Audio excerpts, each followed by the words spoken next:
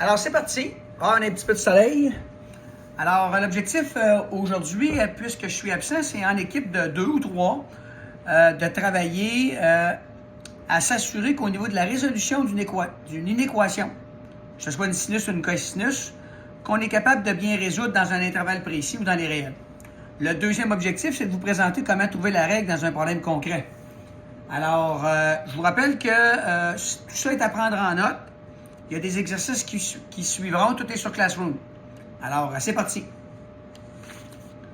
Donc, mon premier objectif, c'est de travailler avec une fonction cosinus. F de x est égal à 6 fois cos de pi sur 3 fois x plus 2 moins 1. Puis là, on va se poser 3 questions qu'on va essayer de résoudre ensemble. Première question, essayer de trouver quand est-ce que la fonction est égale à 4. Quand est-ce que la fonction est inférieure à 4 dans les réels. Quand est-ce qu'elle est inférieure ou égale à 4 dans un intervalle sur l'axe des x entre 0 et 15. On va commencer avec le graphique.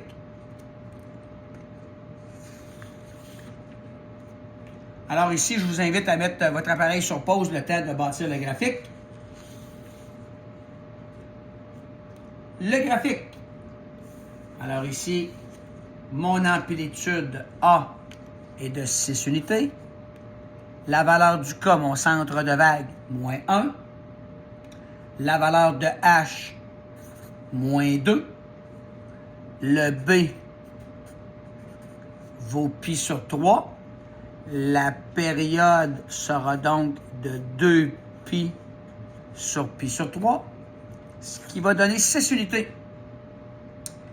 Mon H vaut moins 2. Ma période est de 6. Si je gradue encore de période, 6 divisé par 4, 1,5. Alors ici, je n'obtiendrai pas exactement une belle coïncidence, une belle concordance entre le H et la graduation. Ici, je vais graduer en demi-unité. Parce que 6 divisé par 4, ça fait 1,5. Donc, pour tomber facilement sur des points charnières, 3 fois une demi, ça fait 1,5. Puis 4 fois une demi, ça fait moins 2, mon paramètre H. Alors, je suis prêt à tracer mon frame de base. Donc, à la verticale, je vais graduer par bond de 1. À l'horizontale, 2 graduations pour 1, 2, 3, 1, 2, 3, 4, 5, moins 1, moins 2 ici. Donc, mon centre de vague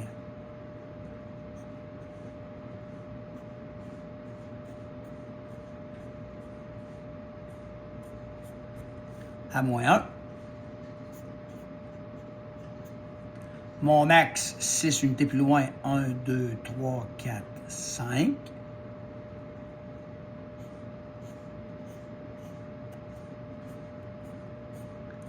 Je vous rappelle ici que si votre graphique, vous l'avez fait rapidement, vous pouvez avancer un petit peu plus vite. Le max est à 5. Moins 1, moins 2, moins 3, moins 4, moins 5, moins 6.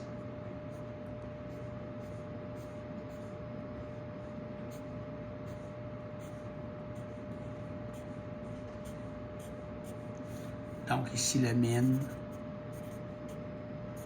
à moins 7. Par la suite, comme mon paramètre H est de moins 2, je sais que le graphique va commencer à moins 2 et il va se terminer à 4, donc 6 unités plus loin. Alors, je suis prêt à tracer mon premier frame, puis vous allez voir que rapidement, je vais tracer un petit peu plus large. Alors, j'ai une fonction cos avec le A positif. Le B, je ne m'en soucie pas, donc je pars à un extrémum à un max. Une période plus loin, je suis revenu au max. Entre les deux exactement, donc 3 graduations plus loin, 6, en fait 3 unités, 6 graduations plus loin, 2, 3, 4, 5, 6. À 1, je serai au min. Puis après ça, je vais avoir 2 centres de vague. Donc, 0.5, 1, 1.5, un centre de vague. 0.5, 1, 1.5 centre de vague.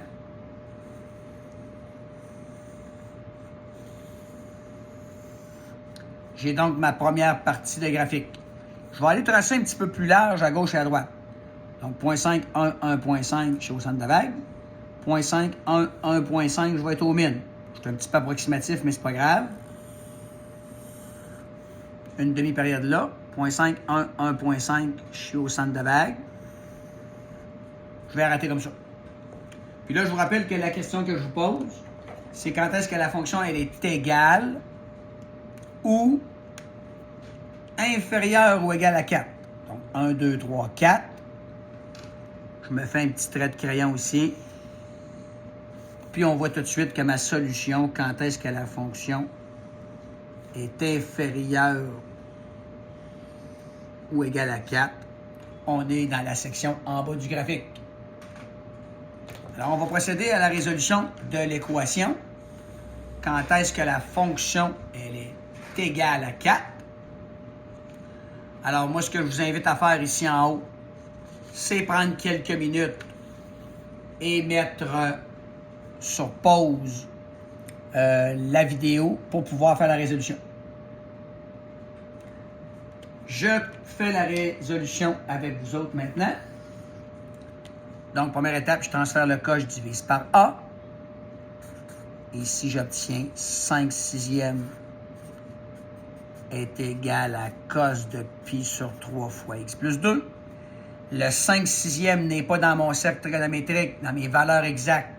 Je vais venir trouver un θ1 et un θ2 avec ma calculatrice en faisant cos moins 1 de 5 sixièmes.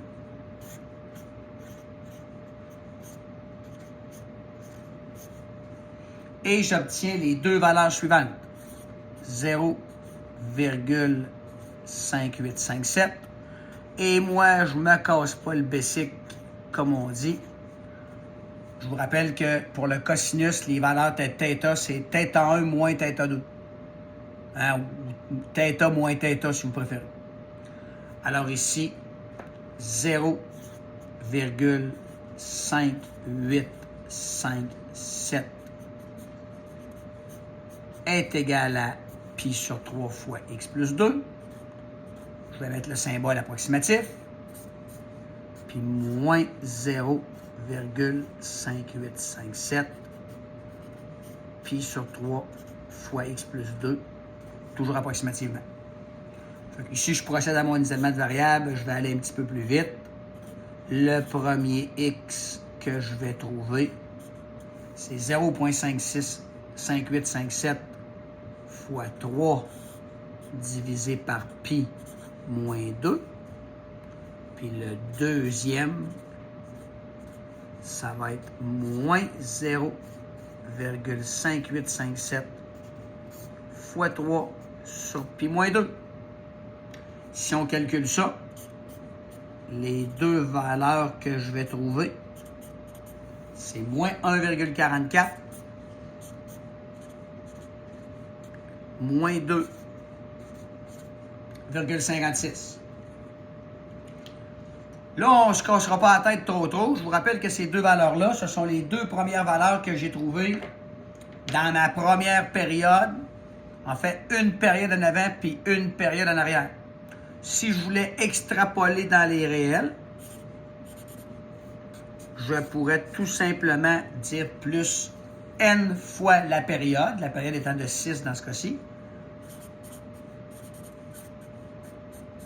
ou n tellement de z. Si je jette un coup d'œil à mon graphique, je vais voir que les réponses que je viens de trouver sont assez logiques. Ces deux réponses-là, ils sont ici.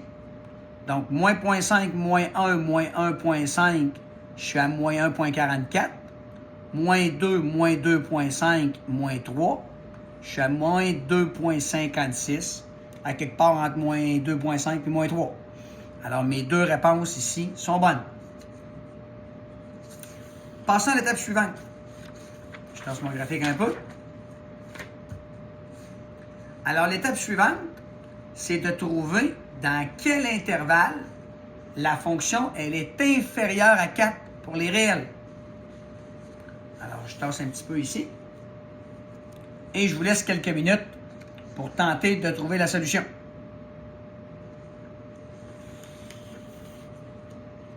Alors ici, j'avais deux questions que je vous posais. Quand est-ce que la fonction elle est inférieure à 4 dans les réels? Puis quand est-ce qu'elle est inférieure ou égale à 4 entre 0 et 15? Alors, je reviens à mon graphique. Ici, je pourrais dire que la fonction elle est inférieure ou égale ou inférieure à 4 dans la branche ici. Dans le grand creux qui est ici. Puis dans la partie qui est à l'extrême droite. Alors moi, comme je veux me simplifier la vie le plus possible, je vais plutôt exploiter ce grand creux-là. Puis je le sais que ce grand creux-là va se répéter à chaque période. Le premier point qui est ici, on l'a trouvé tout à l'heure, c'est moins 1,44. Et le point qui est ici, c'est le même point qui est là, mais une période plus loin. Ce point-là, il était à moins 2,56 tout à l'heure. Alors, le point qui est là, il est à moins 2,56 plus 6, 4. Fait que ça, si je ne suis pas fou, ça fait 3,44.